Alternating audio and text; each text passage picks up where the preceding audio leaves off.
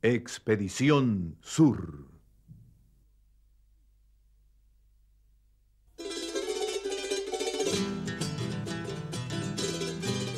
En el capítulo de hoy trataremos de descubrir los secretos de las misteriosas líneas de Nazca y conoceremos la historia de María Reiche, la matemática alemana que dedicó su vida a descifrarlas. Llegaremos a Lima, la ciudad de los reyes, donde visitaremos el Museo Larco Herrera, el museo de arte prehispánico más importante del mundo. Por último, y volviendo sobre nuestros pasos, llegaremos a las costas de Paracas, donde se encuentra la reserva natural del mismo nombre.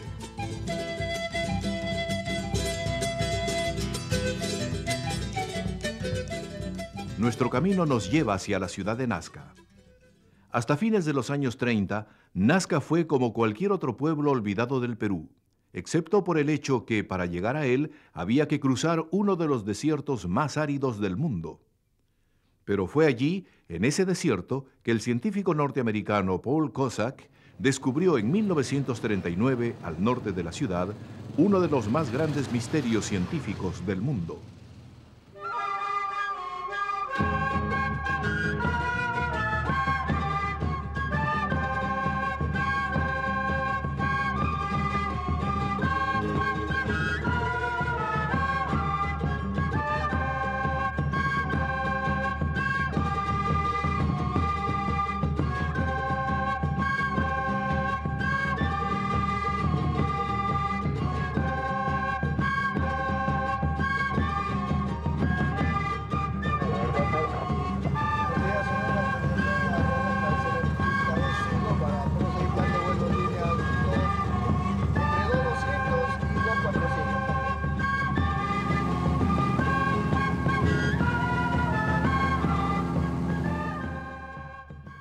Este monumento histórico, creado siglos antes del nacimiento del Imperio Inca, sugiere una comparación con las pirámides de Egipto.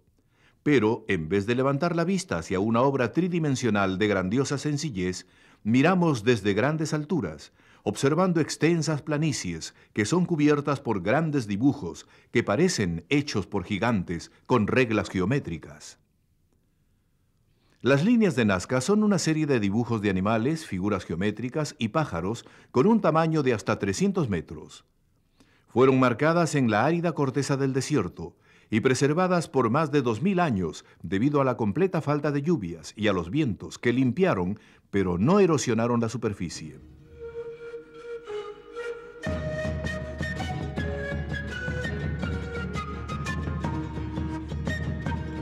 María Reiche fue una científica alemana que dedicó medio siglo de su vida al estudio de una explicación racional sobre las líneas de Nazca. Según Reiche, este trabajo fue realizado para agraciar a Dios, que al verlo desde arriba ayudaría a los antiguos peruanos en su agricultura, su pesca y todas sus otras actividades. La científica llamó a las líneas un calendario astronómico. Reiche también abrió la llave del rompecabezas al explicar cómo podrían haber hecho los enormes dibujos con exacta simetría. Ella determinó que los antiguos peruanos usaron una unidad básica de medición, probablemente la distancia desde sus codos hasta la extensión de su dedo índice. Creía también que ellos usaron sogas anudadas a estacas que formaban círculos y arcos que eran cortadas con líneas rectas.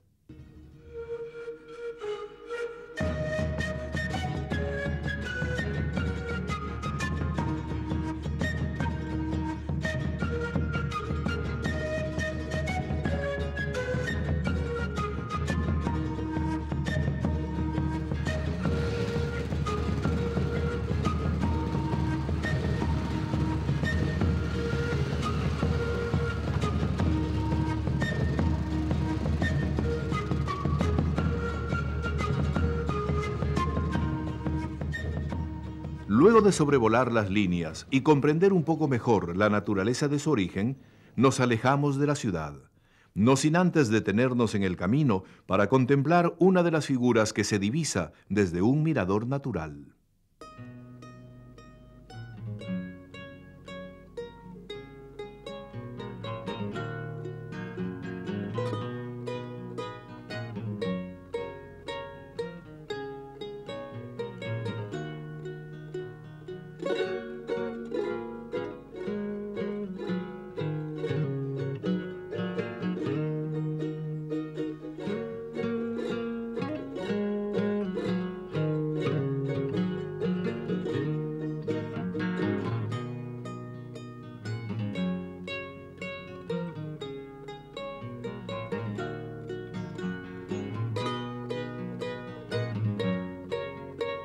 Existen otras teorías sobre el origen de las líneas. Una de ellas argumenta que la planicie de Nazca fue parte de una pista de aterrizaje extraterrestre. Otra teoría niega que los antiguos peruanos podrían haber dibujado algo que ellos no veían y explica el fenómeno en la posibilidad que hubiesen desarrollado globos aerostáticos. El descubrimiento de las líneas de Nazca atrajo a miles de curiosos, pero los recién llegados en busca de las líneas cruzaron la planicie en todo tipo de vehículos y aún en caballos, dejando la erosión de sus marcas como prueba de su visita. Actualmente es ilegal recorrer en vehículos o aún a pie la planicie de Nazca, y el gobierno aplica fuertes multas a aquellos que no respeten el descanso de esta obra monumental.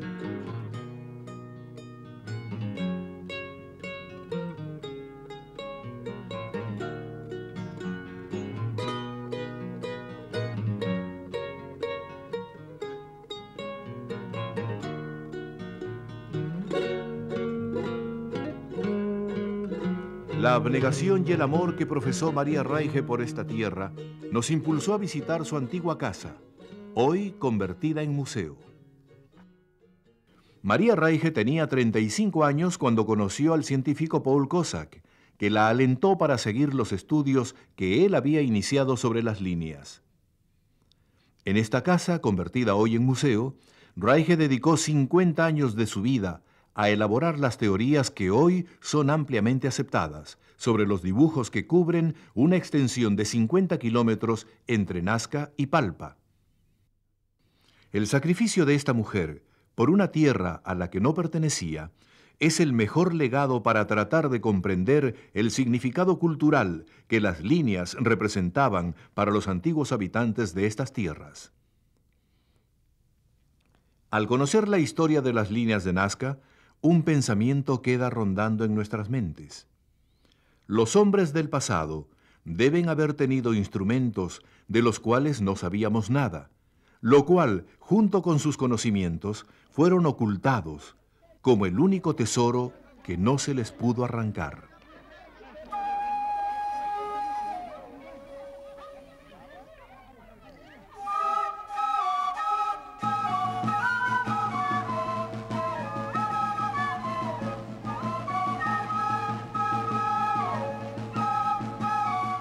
Luego de estar más cerca de los dioses que de la tierra, dejamos atrás Nazca.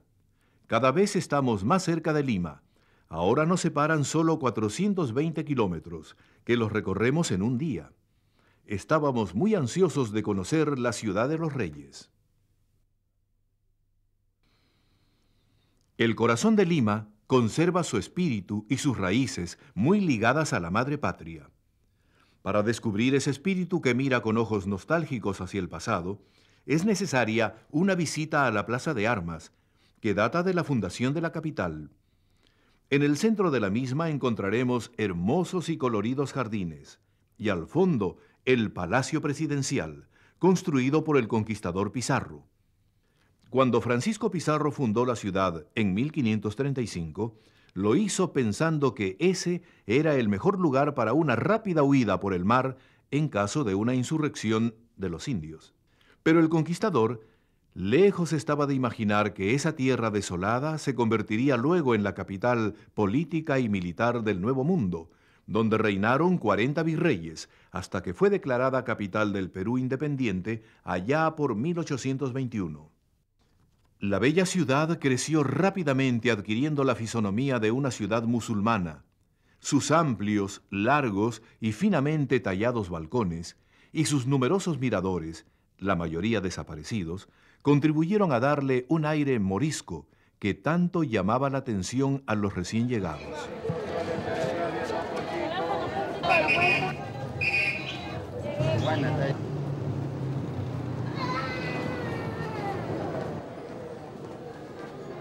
Oh sole mio, stai fronte a te, oh sole mio, stai fronte a te, stai fronte a te. Bravo!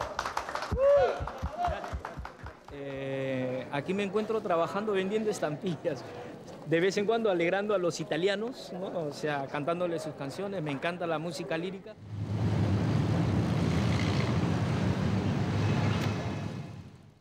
No queríamos irnos de Lima sin conocer el Museo Arqueológico Largo Herrera, con un patrimonio de 45.000 piezas. Es el museo privado de arte precolombino más importante del mundo. Lo interesante del Museo Arqueológico Rafael Largo Herrera es que es la colección de un estudioso y que precisamente de esta colección han salido las teorías más importantes respecto a los conocimientos del ordenamiento cronológico de las culturas del Perú antiguo. Lo que se ve en el museo en realidad es todo lo que sucedió en esta parte de América desde que apareció el hombre hasta el momento del contacto con la conquista europea. Estamos hablando que en el caso peruano es 1532. El museo está dividido en distintas salas. En realidad se puede apreciar las distintas técnicas de manufactura en las que plasmaron el arte los antiguos peruanos. Tenemos una sala dedicada exclusivamente al conocimiento de cómo se hizo la cerámica y los estilos cerámicos que se realizaron. También hay una sala dedicada al trabajo de los metales, otra dedicada al trabajo en los textiles, otra para el trabajo en piedra, y también tenemos una bóveda donde están los metales nobles, ¿no? Como es la plata, como es el oro.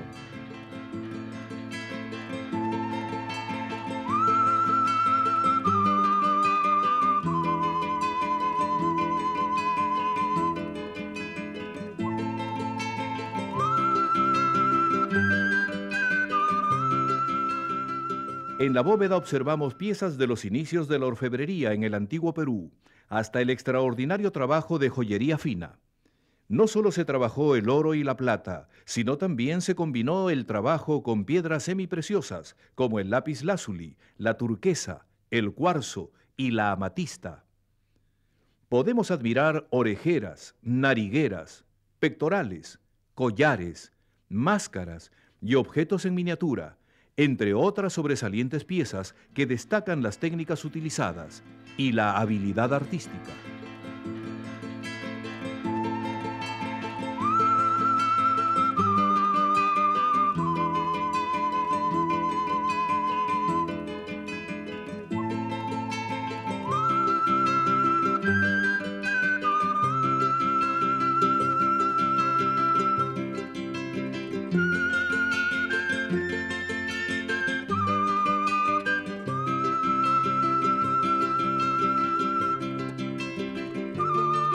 En el museo también se encuentra una colección que es muy importante, que es la colección de cerámica erótica. Es la única colección que existe en el mundo de cerámica erótica, que es cerámica básicamente de la cultura mochica. Es una cultura que se desarrolló en la costa norte del Perú entre los años 0 y 800 después de Cristo. Los mochicas en su cerámica mostraron absolutamente todo respecto a su vida.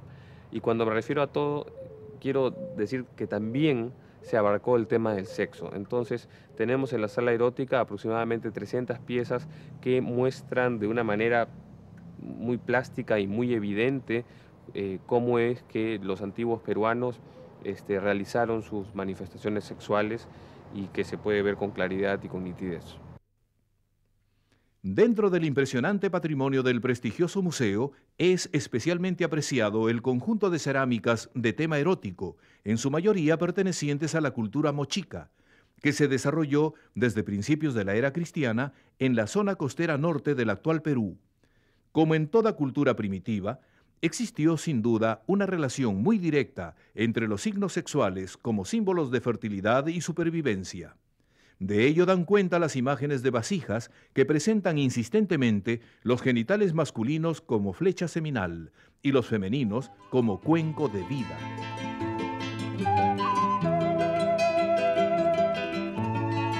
En el Perú pensamos de que muchas veces cuando un turista extranjero llega a visitar este país que es mundialmente conocido por sus monumentos arqueológicos, por sus restos arqueológicos, es muy importante que antes de ir a conocer todos estos monumentos en el campo, como se llama en la arqueología, sería importante visitar un museo como el Museo Largo Herrera, porque en él se puede entender perfectamente las distintas épocas que se vivieron en el Perú antiguo. Ver estas piezas nos pueden indicar los detalles más sorprendentes respecto a cómo fue la vida 2000 años atrás.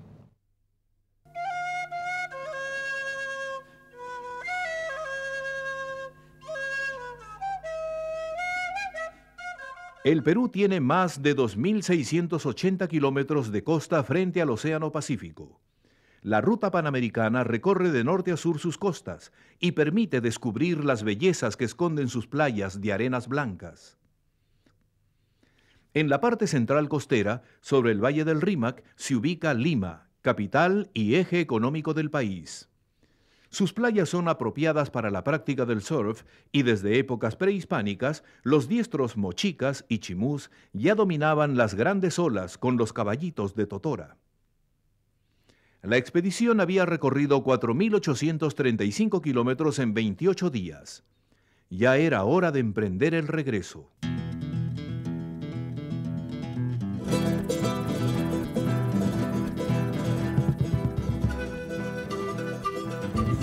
Ahora, con la mirada fija en el sur, nuestra próxima etapa será la Reserva Natural de Paracas, a 250 kilómetros al sur de Lima. La fama de esta pequeña península está dada por la belleza de su reserva natural, formada por numerosas playas inexploradas, que albergan una gran variedad de especies marinas y aves.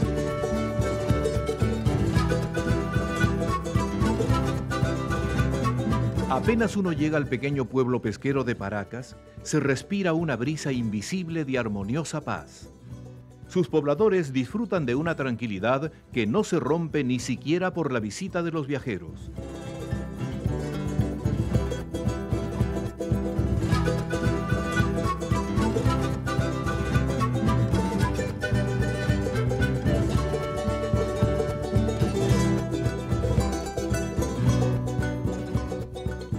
Ahora lo que vamos a hacer es ir a hacer un circuito hacia las Islas Ballestas, pero primero vamos a pasar por el candelabro, a la figura muy semejante a las llamadas líneas de Nazca.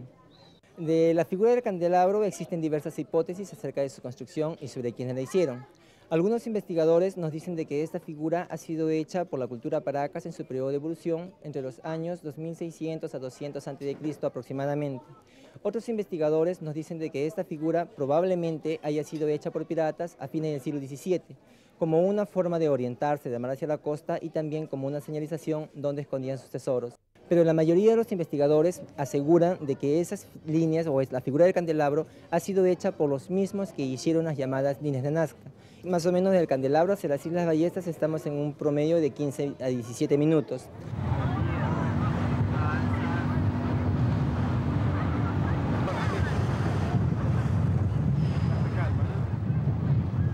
Llegando a las islas, lo que podemos encontrar principalmente son los lobos marinos, que es la gran cantidad de fauna que habita en estos lugares y también gran cantidad de especies de aves.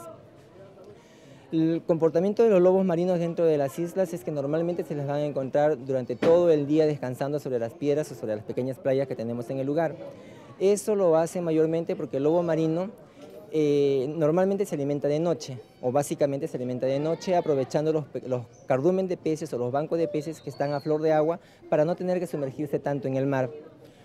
Y otra de las cosas que también se dice del lobo marino es que una familia de estos es formada por un macho, aproximadamente entre 10 y 15 hembras por cada uno de ellos, más los pequeños lobeznos que nacen en la temporada de fines de diciembre a fines de marzo.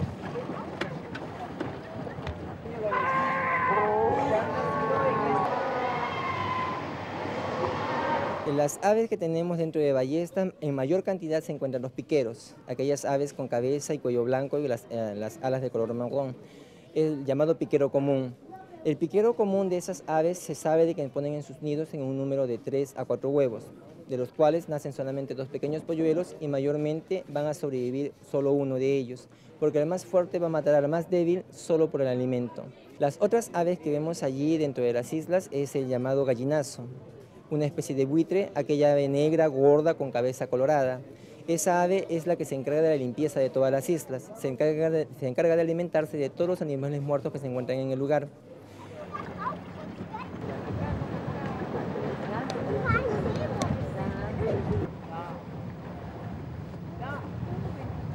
De los pelícanos, que son una de las aves más grandes de la costa, esos llegan a las islas y se ven en grandes bandadas solamente cuando llegan a anidar, porque son una de las pocas aves que no anidan en la costa, y si lo hacen en lugares muy alejados del hombre, solo para proteger sus huevos de estos.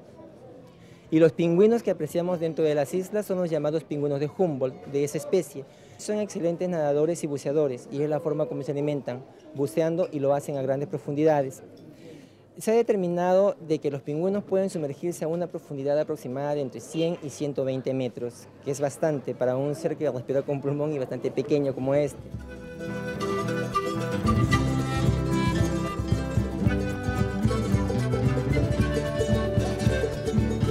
Los buzos que se encuentran allí normalmente hacen pesca artesanal.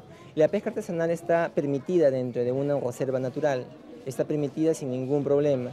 Lo que extraen dentro de las islas esos señores mayormente es gran cantidad de mariscos de tales como choro, algunos caracoles, y mayormente también se extraen pulpos de la zona.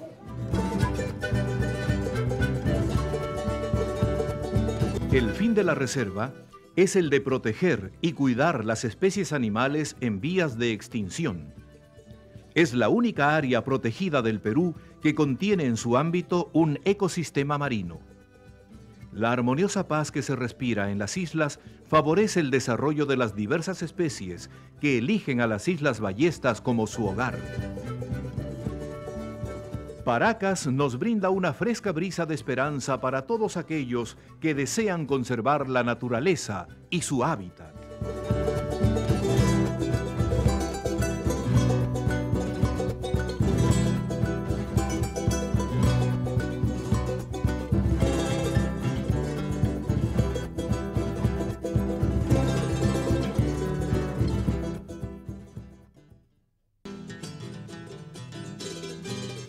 En el próximo y último capítulo de la expedición, seguiremos recorriendo la Reserva Natural de Paracas.